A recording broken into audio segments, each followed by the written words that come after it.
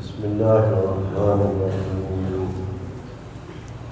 الحمد لله نحمده ونستعينه ونستغفره ونؤمن به ونتوكل عليه ونعوذ بالله من شرور أنفسنا ومن سيئات أعمالنا. من يهده الله فلا مضل له ومن يضلله فلا هادي له. ونشهد أن لا إله إلا الله وحده لا شريك له. ونشهد أن سيدنا ونبينا وحبيبنا محمدا عبده ورسوله أرسله بالحق بشيرا ونذيرا وداعيا إلى الله بإذنه وسراجا منيرا. وصلى الله تعالى على خير خلقه محمد وآله وأصحابه وبارك وسلم تسليما كثيرا. أما بعد فأعوذ بالله من الشيطان الرجيم. بسم الله الرحمن الرحيم. وعنده مفاتح الغيب لا يعلمها إلا هو ويعلم ما في البر والبحر وما تسقط من ورقة إلا يعلمها ولا حبة في ظلمات الأرض ولا رطب ولا يابس إلا في كتاب مبين. وقال الله سبحانه وتعالى ولا تدع من دون الله ما لا ينفعك ولا يضرك فإن فعلت فإنك إذا من الظالمين. وإن يمسسك الله بضر فلا كاشف له إلا هو وإن يردك بخير فلا راد لفضله يصيب به من يشاء من عباده وهو الغفور الرحيم.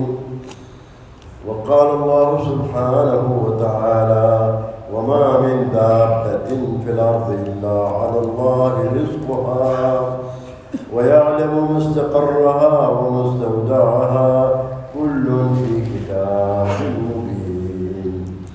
وقال النبي صلى الله عليه وسلم المؤمنون هينون لينون كالجبل الآلف إن قيل انقاد وإن أنيخ على صخرة استراخا. وقال النبي صلى الله عليه وسلم لا يؤمن أحدكم حتى يكون هواه تبعا لما جئت به أو كما قال عليه الصلاة والسلام. قابل احترام بزرگوں اور بھائیوں، اللہ کے نبی صلی اللہ علیہ وسلم نے مومن کی مثال دی ہے کہ ایمان والے تو وہ لوگ ہیں جب ان کے سامنے نرمی، ایمان والے تو وہ لوگ ہیں نرمی اور اطاعت میں کہ نکل لگے ہوئے اونٹ کی طرح سے. ایمان والے نرمی اور اطاعت میں نکل لگے ہوئے اونٹ کی طرح سے ہیں. جدھر لے جاؤ ادھر جائے گا، جہاں بٹھا دو وہیں بیٹھ جائے گا، چاہے پتھر کی چٹان پر کیوں نہ کھڑا ہو. اللہ کے نبی صلی اللہ علیہ وسلم نے نکل لگے ہوئے اونٹ کی مثال ایمان والوں کی، پابندی میں، اطاعت میں، نرمی میں. میرے بزرگوں، اللہ جل جلالہ و عزوجل نے قرآن کریم میں ایمان والوں کی صفات بیان کی کہ ایمان والے تو وہ لوگ ہیں جب ان کے سامنے اللہ کا نام آ جاتا ہے تو ان کے دل ڈر جاتے ہیں. انما المؤمنون الذين اذا ذكر الله وجلت قلوبهم واذا تليت عليهم آياته زادتهم ایمانا وعلى ربهم يتوکلون. کہ مومن تو وہ لوگ ہیں جب ان کے سامنے اللہ کا نام آ جاتا ہے تو ان کے دل ڈر جاتے ہیں. اور جب ان کے سامنے قرآن کی آیتیں پڑھی جاتی ہیں تو ان کا ایمان بڑھ جاتا ہے۔ اور تیسری صفت بیان فرمائی کہ ہمیشہ ایمان والے اللہ پر بھروسہ کرتے ہیں، اللہ پر توکل کرتے ہیں، اپنے اسباب پر نہیں، اپنی محنت پر نہیں، انسانوں پر نہیں، ہمیشہ ان کا بھروسہ اللہ پر ہوتا ہے۔ روایت میں آتا ہے کہ اگر تم اللہ پر بھروسہ کرو ایسا جیسا کہ بھروسہ کرنے کا حق ہے، تو اللہ تعالیٰ تمہیں اس طرح سے روزی دے گا جیسے چڑیوں کو روزی دیتا ہے کہ چڑیا اپنے گھونسلے سے سر نکالتی ہے اور نکلتی ہے اور جاتی ہے خالی پیٹ، واپس آتی ہے بھرے پیٹ۔ میرے بزرگوں، اللہ رب العزت نے بنی آدم کو ایک بڑے مقصد کے تحت پیدا کیا ہے۔ اللہ کی معرفت کے لیے ہی اس آدم علیہ السلام کی اولاد کا وجود ہے کہ دلوں میں اللہ کی معرفت بڑھے، کرنے والی ذات اللہ کی ہے۔ نفع نقصان، عزت ذلت، کامیابی اور ناکامی، موت اور حیات، خوشی اور غمی کا حال سب کچھ اللہ تعالیٰ کی طرف سے۔ کائنات کی ساری شکلیں بنی ہوئی ہیں، بنانے والی ذات اللہ کی۔ اللہ تعالیٰ نے کائنات کے وجود دینے میں کسی کا بھی سہارا نہیں لیا ہے، نہ جبریل کا، نہ میکائیل کا، نہ اسرافیل کا، کسی کا بھی اپنے غیر کا سہارا نہیں لیا۔ ساری کائنات کو اللہ نے اپنی قدرت سے بنایا۔ ساری کائنات بنی ہوئی ہے بنانے والی ذات اللہ کی، ساری کائنات مخلوق ہے، سب کا خالق اللہ ہے۔ قل اللہم مالک الملک تؤتی الملک من تشاء وتنزع الملک ممن تشاء وتعز من تشاء وتذل من تشاء بیدک الخیر انک علی کل شیء۔ اللہ رب العزت نے قرآن کی ترتیب بھی یہی رکھی ہے کہ اللہ رب العزت اپنی قدرت کو بیان فرماتے ہیں، بندوں کے سامنے اپنی قدرت کو لاتے ہیں اور پھر متوجہ کرتے ہیں۔ اب پہلے تو اپنی ربوبیت سمجھاتے ہیں، پالنے والی ذات کس کی ہے؟ پالنے والی ذات اللہ، کرنے والی ذات اللہ۔ اللہ پھر اللہ تعالیٰ خود ہی فرماتے ہیں بتاؤ کس کی عبادت ہونی چاہیے، کس کی اطاعت ہونی چاہیے، کس کی بندگی ہونی چاہیے۔ ہمارے دل کی آواز بن جائے کہ کرنے والی ذات اللہ، کرنے والی ذات اللہ۔ جتنا یہ دل میں اترے گا معاملہ، حضرت مولانا یوسف صاحب رحمۃ اللہ علیہ مثال دے کر سمجھایا کرتے تھے کہ ایک آدمی جنگل بیابان جنگل کے راستے سے گزر رہا ہے اور تنہا ہونے کی وجہ سے کچھ اندر گنگناتے ہوئے جا رہا ہے۔ اچانک بیچ جنگل میں اس کو راستے پر ایک بڑا اژدہا نظر آ گیا۔ اژدہا اتنا بڑا اور اتنا بڑا سر، اتنا لمبا اس کا منہ کہ اگر ذرا بھی کروٹ لے لے، منہ کھول دے تو آدمی کو اپنے اندر لے لے۔ تو سارا اس کا گنگنانا بھول گیا اور خاموشی آ گئی اور ایک ڈر سا پیدا ہو گیا، ایک تاثر اس کے دل میں آ گیا، خاموش کھڑا ہو گیا۔ پیچھے سے ایک آدمی آیا، اس نے کہا کیسے کھڑے ہو گئے؟ ارے صاحب نہیں دیکھ رہے اتنا بڑا اژدہا؟ تو انہوں نے کہا کہ آپ کو نہیں معلوم ہے یہ اژدہا کل مارا جا چکا ہے، زندہ نہیں ہے۔ زندہ تھا تو اس کا تاثر اس کے دل میں کچھ اور بنا، ابھی خبر ملی کہ نہیں مردہ ہے تو ایک دم اس کے دل سے تاثر نکل گیا۔ فرمایا کرتے تھے ساری کائنات جو بنی ہوئی ہے اسی مردہ سانپ کی طرف سے، جیسے مردہ سانپ سے کچھ نہیں ہوگا ایسے ہی کائنات کی پھیلی ہوئی شکلوں سے بھی کچھ نہ ہوگا، جو کچھ ہوگا اللہ کے کرنے سے ہوگا، جو کچھ ہوگا اللہ کے کرنے سے ہوگا۔ جب اس امت کا ایک مسلمان توحید کا داعی تھا اور محمد صلی اللہ علیہ وسلم کی رسالت اور نبوت کا داعی تھا، تو پہاڑ کی طرح سے اس کے دل میں ایمان ہوا، کوئی ہلا نہیں سکتا تھا، زندگی سنت پر تھی۔ ایمان کی بڑی بنیاد محمد صلی اللہ علیہ وسلم کی رسالت اور نبوت پر اعتماد کا بننا ہے کہ بے شک آپ اللہ کے سچے نبی ہیں، سچے رسول ہیں، آخری نبی ہیں، آپ کے بعد کوئی نبی نہیں۔ آپ کے لائے ہوئے دین میں ہماری دونوں جہان کی کامیابی، بندے بندے کی کامیابی محمد صلی اللہ علیہ وسلم کی اتباع میں۔ آپ صلی اللہ علیہ وسلم نے کون سا عمل نہیں بتایا ہے، ناخن کاٹنے کی ترتیب بھی بتائی،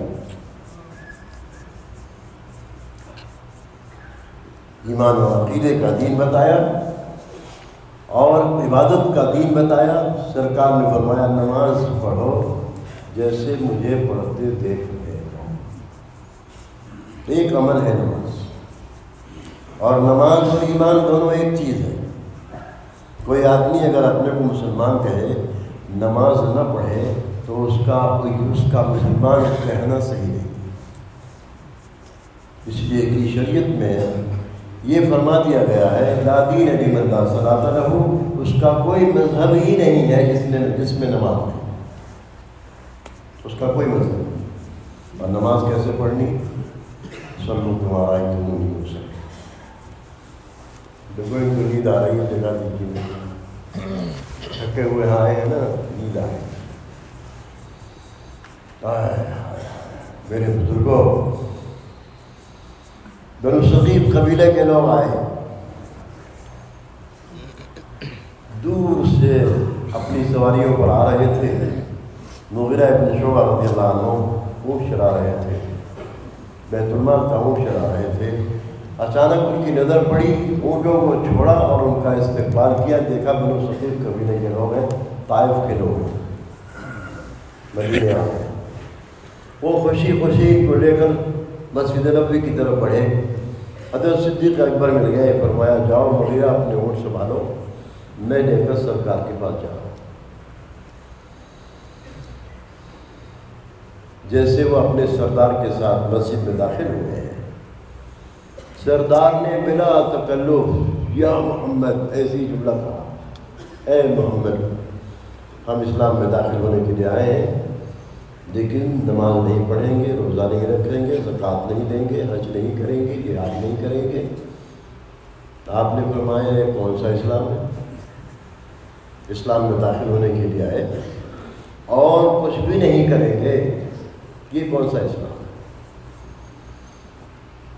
آپ صلی اللہ علیہ وسلم نے ان کی کمزوریوں کو دیکھتے ہوئے فرمایا ایک شرط کے ساتھ اسلام میں داخل ہونا آپ کا قبول ہے کہ نماز پڑھنی پڑے۔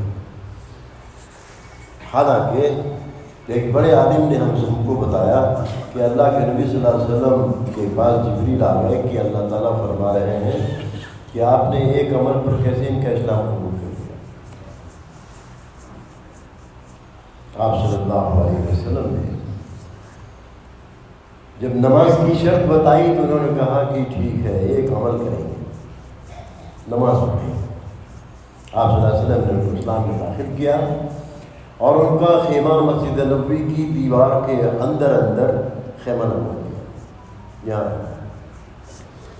5 نمازوں میں شریک ہو رہے ہیں، نماز سکھائی گئی، نماز پڑھنے لگے۔ تھوڑے دنوں میں رمضان کا مہینہ آ گیا، سارے لوگ، سارے ایمان والے اپنے روزے کی تیاری کر رہے ہیں۔ تو انہوں نے آپس میں کہنا شروع کیا کہ جب اسلام میں روزہ بھی ہے تو ہم کون سے مسلمان ہیں کہ روزہ نہ رکھیں؟ سب روزہ رکھنے کے لیے تیار ہو۔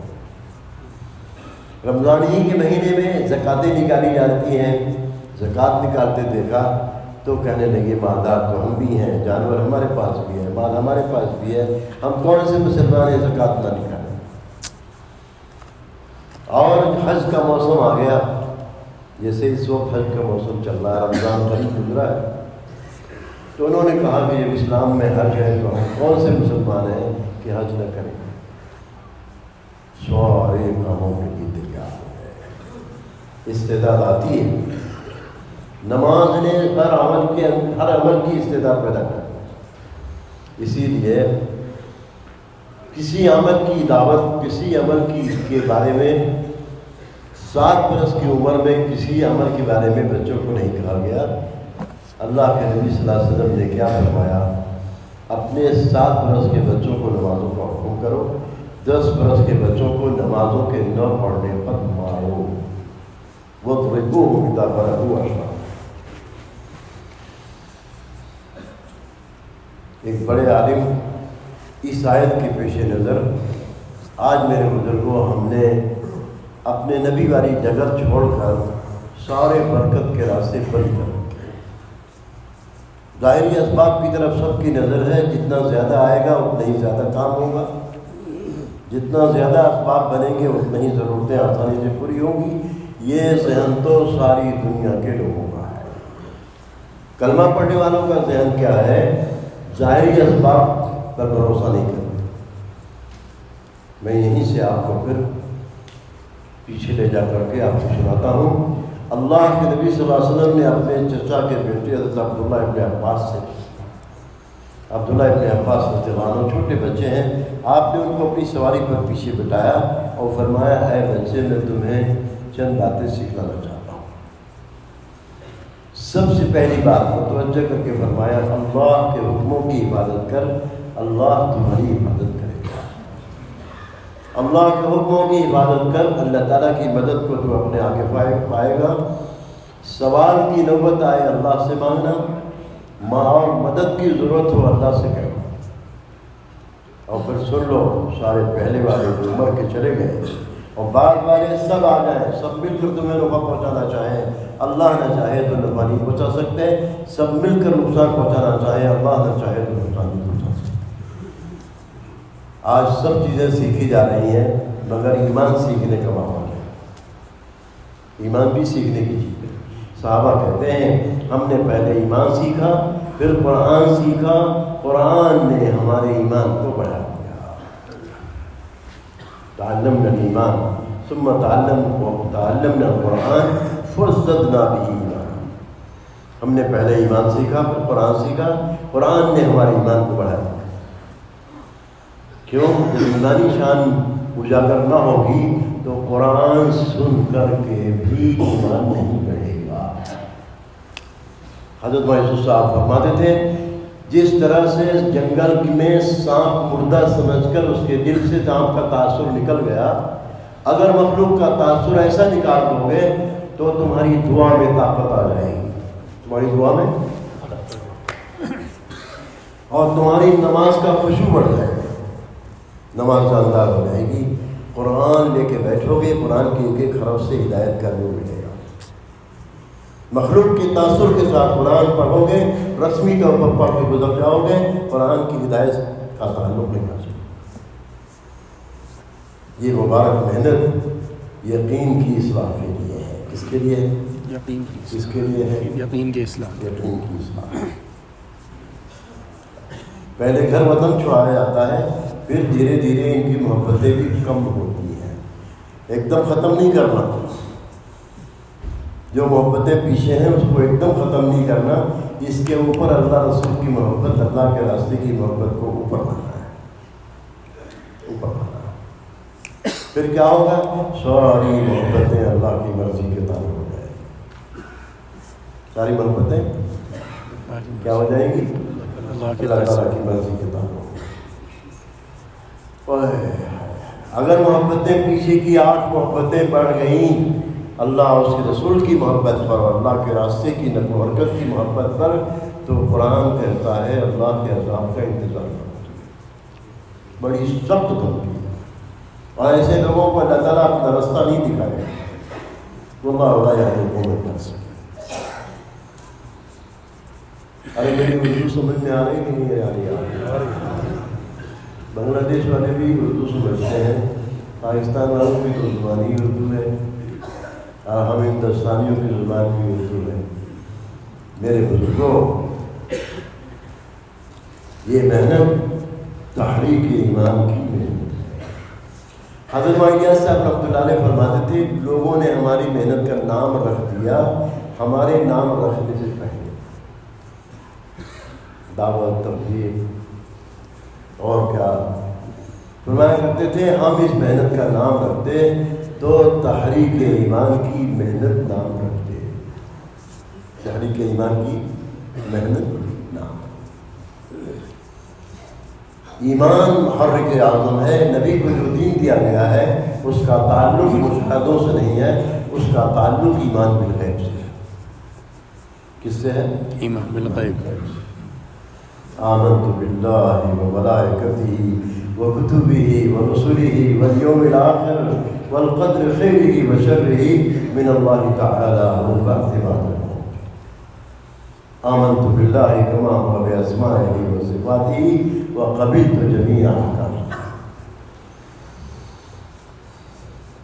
مومن، ایمان والا، میرے بزرگوں، نرمی اور اطاعت میں لگے ہوئے وہ کی طرف سے ہے۔ جدھر لے جاؤ ادھر جائے گا، جہاں بٹھا دو وہیں پہ، چاہے پتھر کی چٹان پر کیوں نہ کھڑا۔ ہمیں ہر وقت شکر گزار رہنا چاہیے ان الحمدللہ کہ تمام تعریف اللہ ہی کی ہے کہ اس نے ہمیں ایمان کی دولت عطا فرمائی۔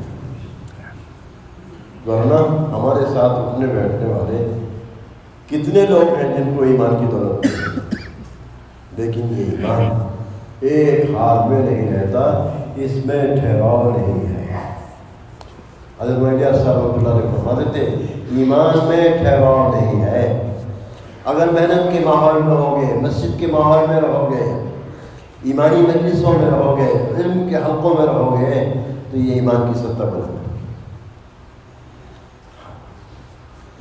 حضرت علی رضی اللہ عنہ فرماتے تھے جنت جہنم کا پردہ ہٹا کر ہمارے سامنے کر دی جائے تو ہمارے ایمان میں اضافہ نہیں ہوگا۔ ہمیں اپنے نبی کی بات پر، قرآن کی بات پر پورا یقین ہے، نظر نہ آ جانے کے بعد بھی ہمارے ایمان میں اضافہ نہیں ہوگا۔ صحابہ کے ایمان کی تعریف قرآن میں کی گئی۔ آج ہم اپنے آپ کو جس درجے کے بھی ایمان والے ہیں، ہم سمجھتے ہیں ہم مسلمان ہیں، ہم نے اپنے ایمان کا توازن صحابہ سے نہیں کیا ہے۔ اس زمانے کے کافر اور غیر ایمان والے سے اپنے ایمان کا مقابلہ کیا ہے۔ ایمان کی سطح جو بلند ہوگی تو میرے بزرگوں ہر اعتبار سے بغیر کسی کی ملامت کی پرواہ کیے ہوئے، ابھی چند دن پہلے کی بات ہے، ہندوستان میں ایک موقع پر ایسے حالات آ گئے تھے کہ غیر ہندو اور سکھوں کے درمیان میں کچھ بات آ گئی تھی، تو سکھوں نے بس روک کر کے ہندوؤں کو روکا اور ان کے ساتھ جو کچھ کرنا تھا کیا۔ ان کا اسی گاڑی میں ایک مسلمان بھی تھا جو ظاہری طور پر مسلمان پہچان میں نہیں آ رہا تھا اور بڑے وکیل صاحب تھے، تو کہہ رہے ہو مسلمان ہیں۔ ارے کیا پہچان ہے تمہاری؟ تو کپڑا کھول کر خط نہ دکھائے، کیا مسلمان ہے؟ کہا کہ جو آج تم یہ کر رہے ہو، جاؤ تمہیں چھوڑ دیتے ہیں، لیکن اپنی پہچان بناؤ مسلمان ہونے کی۔ سکھوں نے کہا اپنی پہچان بناؤ مسلمان ہونے کی، کب تک تم لنگی کھول کھول کے اپنا پیشاب نہ دکھاؤ گے؟ سکھوں نے کہا میرے بزرگوں، ایمان والا دور سے پہچانا جائے کہ ایمان والا ہے، اندر سے پہچانا جائے۔ دعا کی طاقت بنے گی، نماز اچھی بناؤ اور اپنے لباسوں کو بھی اسلامی بناؤ۔ دیکھی دیکھا پاپ نہیں کہ ماحول سے متاثر ہو کر کپڑا نیچے پہننے لگے اور ماحول سے متاثر ہو کر داڑیاں اڑائیں۔ میرے بزرگوں، اپنے آپ کو پابند کرو۔ خدا پاک کی قسم، ہم لوگ جس ماحول میں رہتے ہیں کسی لباس میں، اسلامی لباس میں ہر جگہ رہتے ہیں، کہیں آج تک بھی کسی ایک لفظ کے ساتھ کسی نے اہانت کا کوئی لفظ نہیں کہا۔ جب ہم غیروں سے متاثر ہو کر چلیں گے تو سننی پڑے گی، سننی پڑے گی، اور جب اپنے اسلام میں مضبوط ہو کر چلیں گے تو اللہ کی طرف سے عزت دی جائے گی۔ عزت اللہ کے خزانے میں ہے، عزت جو ہے نبی کے پاس ہے اور نبی کے دین میں ہے، ایمان والوں کے ساتھ۔ جتنا نبی کے دین پر اپنے آپ کو چلائیں گے، اپنے آپ کو پابند کریں گے، اللہ رب العزت آسمان سے عزت کا فیصلہ کریں گے۔ ان العزت للہ ولرسولہ وللمؤمنین، ایمانی شان کے ساتھ زندگی۔ اس امت کو جو راستہ دیا گیا ہے میرے بزرگوں، نسلوں کے فاقے دور ہوں گے، نسلوں۔ حضرت محسوس صاحب رحمۃ اللہ علیہ سیرت کی روشنی میں فرمایا کرتے تھے، اس مبارک محنت کو، یہ قرن اول کی محنت ہے، یہ صحابہ کی محنت ہے، حضور صلی اللہ علیہ وسلم کی محنت ہے، اس محنت کے ساتھ چلو گے، ذمہ داری کے ساتھ چلو گے تو اللہ رب العزت دو نعمتیں دیں گے، مرتے وقت کلمہ نصیب کریں گے۔ کیا کریں گے؟ مرتے وقت کلمہ نصیب کریں گے، اور دوسرے تمہاری 14 نسل میں فاقہ نہیں ہے۔ انگریز مورخ لکھتا ہے، انگریز مورخ، کہ دمشق کی جامع مسجد جن بادشاہوں نے بنائی، جس کے منارے پر عیسیٰ علیہ السلام کا نزول ہوگا، دمشق کی جامع مسجد کے دروازے پر لوگوں نے کھڑے ہو کر بھیک مانگی کہ ہمارے باپ دادا نے یہ مسجد بنائی تھی، آج ہمارے گھر میں کھانے کو نہیں، ہمیں کیوں بھیک؟ بادشاہوں کی اولادوں کو بھیک مانگنا پڑا۔ اگر نیکی پر نہیں ہے تو میرے بزرگوں، اور پھر کہا عمر ابن عبدالعزیز، جن کو عمر ثانی کہا جاتا ہے، خلیفہ وقت تھے، ان کے زمانے میں بھیڑیا اور بکریاں ایک گھاٹ پر پانی پیتی تھیں۔ لوگوں نے کہا آپ نے اپنی اولادوں کو کوئی دنیا نہیں دی، آپ نے اپنی اولادوں کو کوئی پراپرٹی نہیں دی۔ فرمایا میں نے ان کو نیک بنایا ہے، نیکی پر چھوڑا ہے، اور قرآن میں اللہ نے فرما دیا نیکوں کا ولی اللہ ہے، نیکوں کا ولی اللہ ہے، نیکوں کا ولی اللہ، نیکوں کا ولی اللہ۔ میرے بزرگوں، اللہ جل جلالہ و من والہ نے اس امت کے ذمہ داری ڈالی۔ کنتم خیر امت اخرجت للناس، تم بہترین امت ہو، تم کو نکالا گیا ہے لوگوں کی نفع رسانی کے لیے۔ کام کیا ہے؟ اللہ کے بندوں کو اللہ کی رضا والے کاموں کی طرف متوجہ کرو، ناراضگی کے کاموں سے ہٹاؤ۔ یہ کام ہے اس امت کا۔ اور جو صحابہ ہمیشہ اپنی جان مال کے ساتھ ہر موقع پر اللہ کے راستے میں نکلے، ایک موقع پر 3 صحابی نہیں نکلے، اللہ تعالیٰ کی ناراضگی آئی اور 50 دن تک نبی اور ایمان والوں کی طرف سے ان کا بائیکاٹ ہوا۔ اور اسی حالت میں نصرانی بادشاہ کا دعوت نامہ آ گیا، آ جاؤ، تمہارے اوپر بہت زیادتی ہو رہی ہے، ہمارا مذہب قبول کر لو۔ ایک موقع پر نکلنا چھوٹا، حالانکہ اس موقع پر غزوہ بھی نہیں ہوا تھا، کوئی جنگ اور لڑائی بھی نہیں ہوئی۔ حضرت کعب بن مالک رضی اللہ عنہ، مرارہ ابن ربیع، ہلال ابن امیہ، کعب بن مالک خود کہتے ہیں میرے اوپر جو حال گزرا ہے کہ میں اس وقت معذور نہیں تھا، میرے پاس سہولت تھی، بس اتنا تھا صبح چلا جاؤں گا، صبح ہوئی تو شام کو چلا جاؤں گا۔ ایسا کہتے کہتے حضور واپس آ گئے، سارے صحابہ واپس کہتے تھے کہ اب میں تو سمجھ گیا تھا کہ اگر اس درمیان میں کعب بن مالک کی موت ہو گئی تو حضور جنازہ بھی نہیں پڑھیں گے۔ آج جتنا دین میں نقصان آیا ہے، جتنا ہمارا اسلام متاثر ہو گیا ہے، یہ سب محنت نہ ہونے کی وجہ سے۔ ظاہری طور پر جب آدمی دنیا کا اہتمام کرتا ہے تو ظاہری ضرورتیں پوری ہوتی ہوئی دکھائی دیتی ہیں، جب آدمی اپنی محنت پر دین پر ہوگا تو زندگی سنت شریعت پر دکھائے گی پورے طور پر۔ آج جماعتیں چل کر رہی ہیں پوری دنیا میں، ایسا حال بنا ہوا ہے کہ بعض علاقوں میں دور جہاں بجلی نہیں اور سڑک نہیں، دور جماعتیں پہنچی ہیں تو پتہ چلا مسلمانوں کے درمیان میں شادی کا رواج نہیں، لڑکے لڑکیوں نے دوستی بنا کر زندگی گزاری۔ مسلمانوں کا حال نکاح کا نظام بیچ میں سے ہٹ جائے گا، نمازوں کا کہیں پتہ نہ ہوگا، آدمی اپنے کو مسلمان کہے گا، ارتداد کی شکلیں آ جائیں گی، اور محنت کے میدان میں چلیں گے تو اللہ رب العزت ہم کو کیا ہماری نسلوں کو بھی دین زندہ، نسلوں میں بھی دین جائے گا، اور ایسی برکت ہوگی نیکیوں کی کہ کیا رات دن ٹینشن بنا ہوا ہے کمانے کھانے کا، اسباب کا ٹینشن بنا ہوا ہے، نسلوں کے فاقے اللہ دور کرے گا۔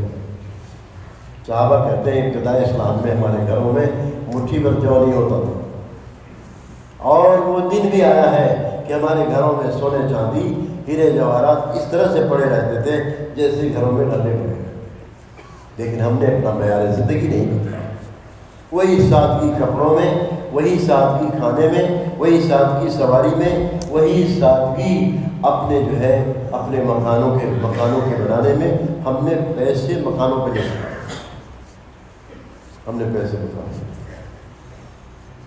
اور صحابہ وہ لوگ ہیں کہ اللہ کے نبی صلی اللہ علیہ وسلم نے کیا فرمایا، زمانے میں سب سے بہتر زمانہ میرا ہے، خیر القرون قرنی ثم الذین یلونہم ثم الذین یلونہم۔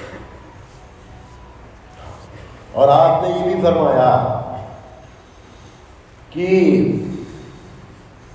صحابہ کے بارے میں کہ جو ان سے محبت کرے گا میری وجہ سے، اور جو ان سے بغض رکھے گا گویا مجھے سے بغض ہے۔ من احبهم فبحبی تحبهم ومن ابغضهم فببغضی ابغضهم وخیر امتی قرنی، میری امت کے بہترین لوگ میرے زمانے کے ہوں۔ لیکن مولانا یوسف صاحب ایک بات فرمایا کرتے تھے، زمانے کی دوری سے صفات میں کمی ضرور آتی ہے، لیکن زمانے کی دوری کے باوجود بھی اگر محنت پر امت آ گئی تو صفات کی وجہ سے قرن اول والوں میں شامل ہو جائے گی۔ سبحان ہم بعد کے زمانے کے لوگ ہیں، اگر قرن اول کی محنت پر چلیں گے میرے بزرگوں، صفات زندگی میں آئے گی قرن اول والوں کی، تو بعد والے بھی قرن اول والوں میں شامل ہو جائیں گے، استعدادیں ٹھکانے لگ جائیں گے۔ حکمت صاحب فرماتے تھے کہ آدمی فسق و فجور میں ہوگا، محنت پر آئے گا، گناہوں سے نکل جائے گا اور نبی کے کام کی ذمہ داری پر آ جائے گا۔ یہ بھی فرمایا کرتے تھے عالم دین تقویٰ اور دینداری سب کچھ ہے، اگر وہ بھی اس محنت پہ قدم رکھیں گے اپنے ایمان میں اپنے علم میں ترقی پائیں گے، کیونکہ یہ کام سید الانبیاء کا کام ہے۔ کس کا کام ہے؟ سید الانبیاء۔ یہ کام سب کی تربیت کا ہے، یہ کام چل کر دیکھنے کا ہے، دیکھ کر چلنے کا نہیں، دیکھ کر چلنے سے دور میں سمجھ میں نہیں آئے۔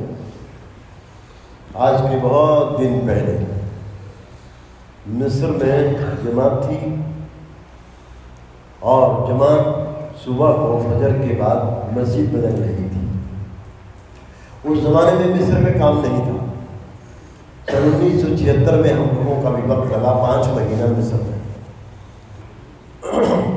شروع میں تو مہینے میں پورے ملک سے 6 جماعتیں 3 دن کی نکلتی تھیں، ہم لوگوں کی واپسی تک 6 جماعتیں اور بڑھی، 12 جماعت کا اوسط ہوا۔ لیکن ابھی 1 سال پہلے ہم نے وہاں کے ساتھیوں سے پوچھا تو انہوں نے کہا کہ اس وقت میں 4,500 جماعت کا اوسط ہے، 3 دن کی جماعتیں نکل رہی۔ مسجد کے کام میں پختگی آئی، باہر کی نقل و حرکت میں تھوڑی سی پابندی ہے، باہر والوں کے جانے میں بھی تھوڑی سی دقت ہے، لیکن ملک کے اندر کام کی شکست ہے۔ میرے بزرگوں، اللہ جل جلالہ محمد والوں نے اس زمانے میں قرن اول کی محنت ہمیں عطا فرمائی۔ مولانا صاحب فرماتے تھے کھوئی ہوئی استعداد امت کی لوٹ جائے گی، کھوئی ہوئی استعداد امت کی لوٹ جائے گی، کھوئی ہوئی استعداد لوٹ جائے گی، اور اللہ رب العزت برکتوں کے دروازے کھولیں گے، زمین کی برکتیں بھی ظاہر ہوں گی اور آسمان کی برکتیں بھی ظاہر ہوں گی۔ جتنا ایمان بنے گا، تقویٰ آئے گا، ہاں، آسمان کی برکتیں بھی نازل ہوں گی، زمین کی برکتیں بھی ظاہر ہوں گی۔ اللہ رب العزت نے آپ کو ایسے ملک میں رکھا ہے جہاں آپ اپنے تمام دنیا کی مشغولیوں کے ساتھ، اپنی ڈیوٹیوں کے ساتھ، ہمارے پاس ساتھی بعض مرتبہ ملے، کہنے لگے کہ آج کل میں ڈبل ڈیوٹی کر رہا ہوں، 24 گھنٹے میں 8 گھنٹہ سونا، 8 گھنٹہ دنیا کا کام اور 8 گھنٹہ فارغ ہے، تو وہ فارغ وقت بھی ڈیوٹی میں لگا دیا، 16 گھنٹے ڈیوٹی، 8 گھنٹہ سونا۔ ایسا بھی کیا میرے بزرگوں، ہم یہاں رہتے ہوئے بھی 8 گھنٹہ اپنا مسجد کو دے سکتے ہیں، کیوں بھی دے سکتے ہیں کہ نہیں؟ آرام کا پورا 8 گھنٹہ ہو گیا، 6 گھنٹے آرام کے، اٹھنے بیٹھنے میں 2 گھنٹہ اور جو دوسری لوازمات، اور 8 گھنٹہ ڈیوٹی، 8 گھنٹہ ہی ڈیوٹی دی جا رہی ہے ہاں جی جی، 8 گھنٹہ ڈیوٹی، ساری دنیا میں 8 گھنٹے، دکان، تجارت، کھیتی باڑی، باغ، جتنا بھی جو کچھ بھی آدمی کی معاش کا کام ہے، 8 گھنٹہ، 8 گھنٹہ ٹھاٹ سے سو جاؤ، اور 8 گھنٹہ جو فارغ ہے اس کو لگا دو مسجد کی محنت میں۔ مولانا یوسف صاحب فرماتے تھے اس فارغ وقت کو صحیح لگانے پر آدمی بنے گا، اور اس فارغ وقت کو ادھر ادھر گزار دینے میں آدمی بگڑے گا، یا تو بنے گا یا بگڑے گا۔ حضور اکرم صلی اللہ علیہ وسلم کے زمانے میں آدھا دن اور آدھی رات انصاری صحابہ حضور کے ساتھ مسجد میں دیا کرتے، آدھا دن اور آدھی رات، اور مہاجرین صحابہ تھوڑا سا انصاری صحابہ سے زیادہ دیتے تھے، کیوں؟ تو ضرورت کے بقدر کمائی میں جاتے تھے، ضرورت کے بقدر گھر رہتے تھے، وہ ان سے زیادہ وقت مہاجرین دیتے تھے۔ اصحاب صفہ تو مسجد ہی میں، انہی تینوں جماعتوں میں سے اللہ تعالیٰ نے علماء کی جماعت کو تیار کر دیا، 130 صحابی۔ مولانا کریم بخش صاحب آپ کے پاکستان والے، انہوں نے کتاب لکھی، کتاب میں باقاعدہ اس کو واضح کیا ہے رحمۃ اللہ علیہ کہ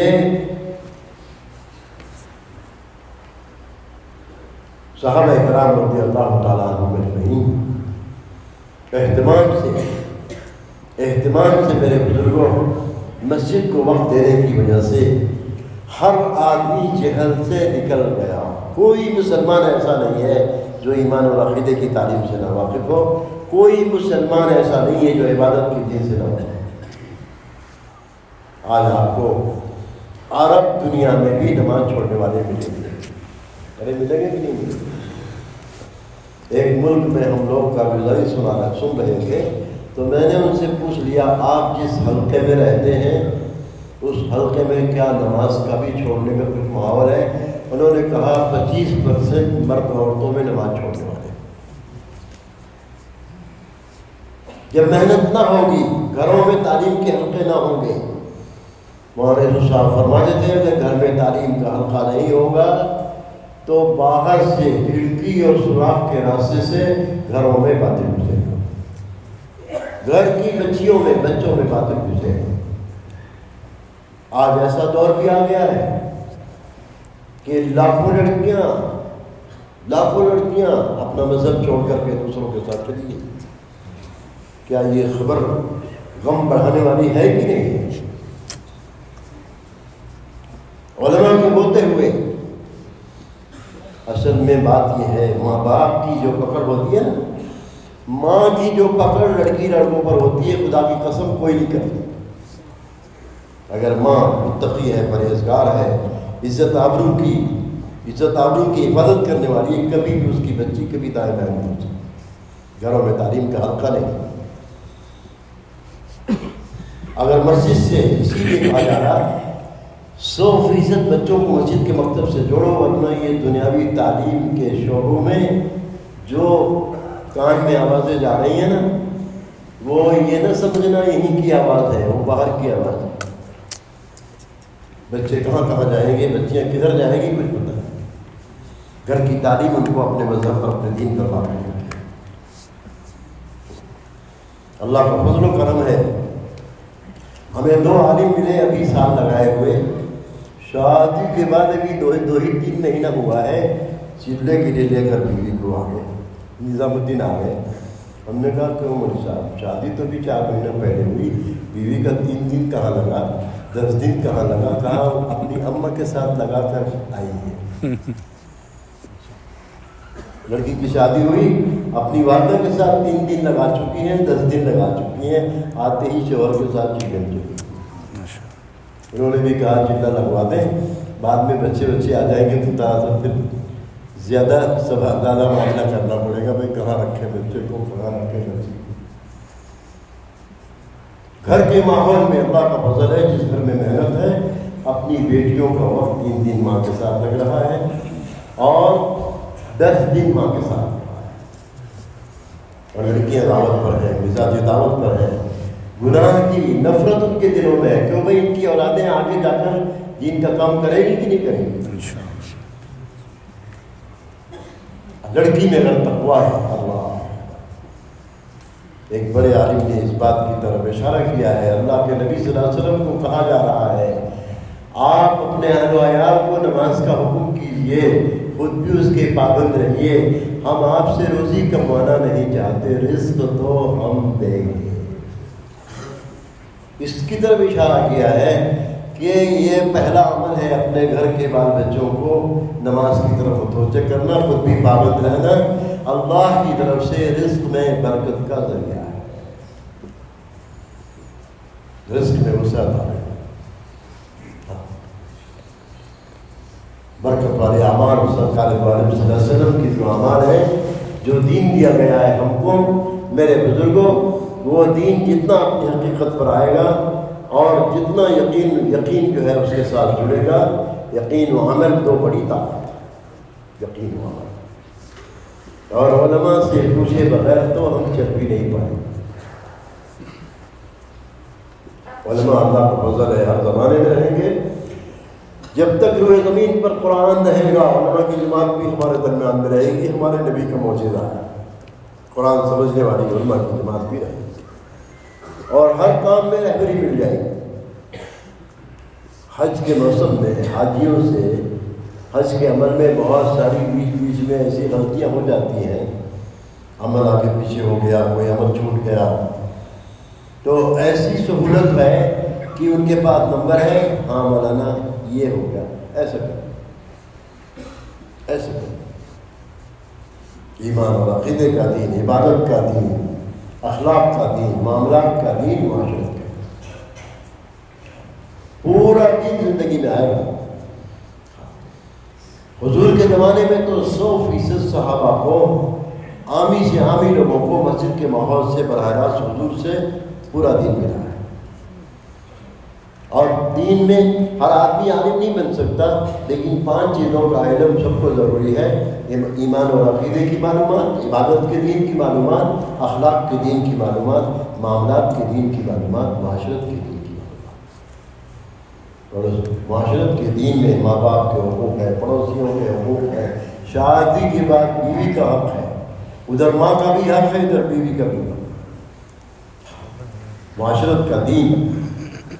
اللہ میرے بزرگوں، جس قدر ہم محنت پر ہوں گے، آج اس زمانے میں پورا دین ہماری زندگی میں آئے گا۔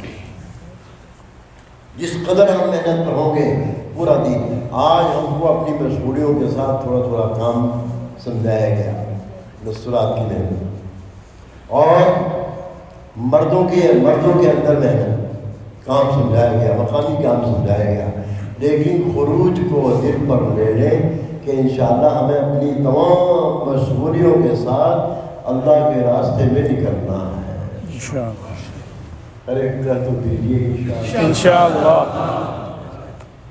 اللہ آپ سے ایسا کام دے گا کہ آپ مشغول سے مشغول آدمی بھی دین کا کام کر سکتا ہے۔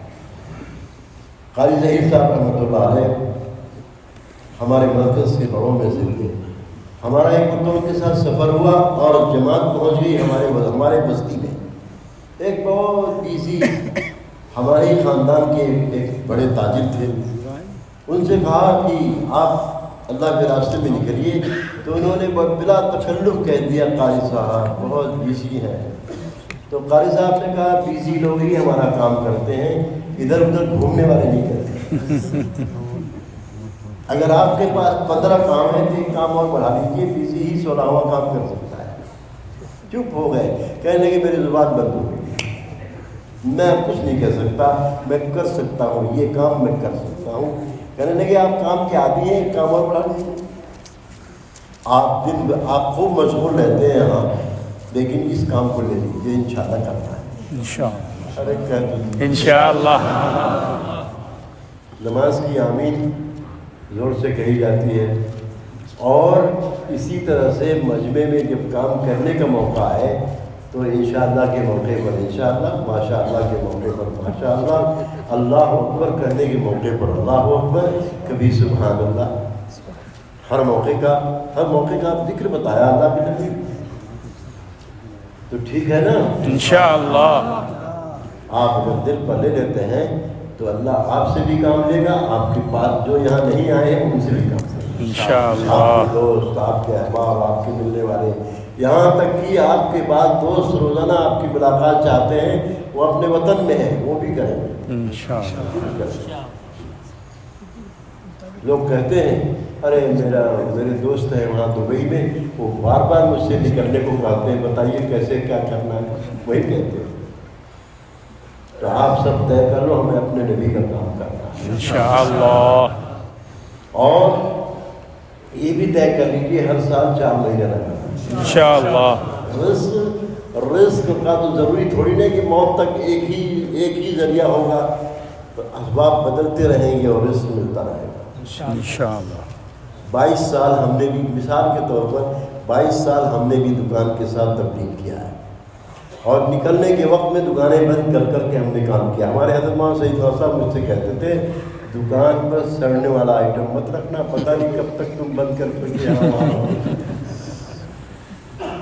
ایک مرتبہ ہم بیرون کے مہمانوں کے ساتھ اپنے شہر میں ان کی نصرت پہ ہو کر آ رہے تھے. دکان دیر سے کھلی تو ہم جس سے ہمارا لین دین غیر مسلم وہ مل گیا. مولانا تجارت کے اصول سے اتنا دکان بند کرنا ٹھیک نہیں. تو میں نے کہا اگر ہم بزنس کے لیے جائیں تو کہا تب تو ٹھیک, اس لیے کہ اللہ کے دین کی محنت کو اللہ نے بزنس کہا ہے. ہر ادلکم علی تجارت تنجیکم من عذاب الیم. تو چپ ہو گئے. اور اللہ کا فضل ہے 22 سال سے میں دکان پر نہیں ہوں. دین کی محنت ہے. اب ہمارا چیلا گھر پہ لگتا ہے 10 دن 5 دن ملا کر, اور پہلے سے زیادہ بے فکری دنیا کی طرف سے, پہلے سے زیادہ بے فکری دنیا کی طرف سے ہے, اور ساری دنیا کے تقاضے پر جا رہا ہے, اپنی جان اپنا مال. یہ راستہ ہے محمد صلی اللہ علیہ وسلم کا. ہاں, صحابہ نے اللہ کی غیب شروع میں تو فاتح کیے, شروع میں تو ایک کھجور پر گزارا کر لیا, لیکن اللہ صحابہ کہتے ہیں ایک وقت تھا ہم لوگوں میں سب سے زیادہ دلیل لوگ تھے, آج اللہ نے اسلام کی وجہ سے میری عزت عطا فرمائی. انا کنا اذل الناس اعزنا اللہ بالاسلام, کہ ہم لوگوں میں سب سے زیادہ دلیل لوگ تھے, اللہ نے اسلام کی وجہ سے ہمیں عزت دے دی. بیت المقدس کے فتح کے موقع پر ادھر سے مطالبہ ہوا کہ امیر المومنین سے کہہ دیجئے آ کر چابی لے جائیں, بیت المقدس کی چابی لے جائیں. لوگوں نے کہا امیر المومنین کپڑے پہ پیغل لگا ہوا ہے, اور سواری بھی ایک دم گدھے کی چھوٹی سی سواری, آپ ایک گھوڑے پر بیٹھیے, کپڑا ذرا بدل لیجئے اور ذرا عزت کے ساتھ جائیے. مان لیا, کپڑا بدل لیا, سواری گھوڑے کی آ گئی. کپڑا بدل کر جب سواری پہ بیٹھے ہیں تھوڑی دیر کے بعد اتر گئے, کہنے لگے ہم سب سے زیادہ ذلیل لوگ تھے دنیا میں, اللہ نے اسلام کی وجہ سے ہمیں عزت دی ہے. اگر ان کپڑوں میں ہم نے اور سواری میں عزت سمجھ لی, پچھلے دنوں کی طرح سے اللہ پھر ہمیں ذلت کے گڑھے میں اتار دے گا. کپڑا اتار دیا اور سواری اپنی بدل دی، کہنے لگے لاؤ وہی گدھا اور لاؤ ہمارا وہی کپڑا، اسی کپڑے میں گئے۔ دل میں فرق آ رہا ہے، کیا آ رہا ہے؟ دل میں فرق آ رہا ہے۔ آپ حضرات جہاں ہیں یہیں رہ کر کام کرنا ہے اور اپنی چھٹیوں کی ترتیب بنا بنا کر وقت لگانا ہے، ٹھیک ہے نا؟ انشاءاللہ۔ اور یہاں سے جو بچے آپ کے اپنے ملک میں ہیں ان کو بھی اللہ کے راستے میں 4 مہینہ لگوائیں گے انشاءاللہ۔ ان کی جیسے پڑھائیوں کی نگرانی ہوتی ہے، عربی پڑھائی ہے اس کی نگرانی، اور دنیاوی پڑھائی ہے اس کی بھی نگرانی، لیکن محنت سے جوڑے رہتی ہے۔ بھائی اب کے ہفتواری اجتماع میں جانا ہوا کہ نہیں ہوا؟ تمہاری چھٹی آ گئی تھی 5 دن کی، اس میں وقت لگا کہ نہیں لگا؟ اس سال تھوڑی سی فکر ہندوستان میں ہو رہی ہے، اس سال 40,000 لڑکے مدرسوں کے طلبہ اللہ کے راستے میں نکلے رمضان کی چھٹی میں۔ سبحان اللہ، سبحان کتنے نکلے؟ 40,000۔ 20,000 نظام الدین سے آ کر وقت لگائے، 20,000 جن کے پاس خرچے کم تھے اپنے اپنے علاقوں سے وقت لگائے۔ سوچو تو صحیح، تھوڑی سی فکر ہو رہی ہے تو اسکول کے طلبہ، اسکول کے دنیاوی تعلیم پڑھنے والے لڑکے، اللہ کا فضل ہے، وقت بڑی چھٹیاں ان کی آ رہی ہیں، محنت شروع ہو گئی ہے۔ آپ حضرات بھی یہاں رہیں۔